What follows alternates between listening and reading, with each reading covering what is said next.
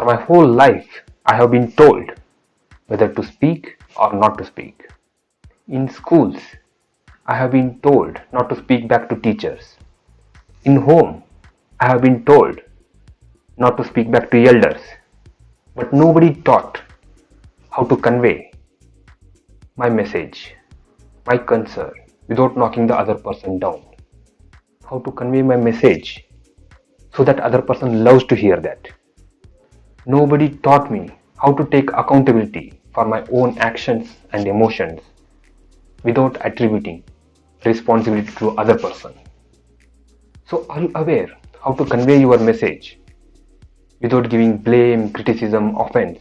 If you doesn't know how to convey your feelings, concerns without knocking the other person down, then how will you build a collaborative team?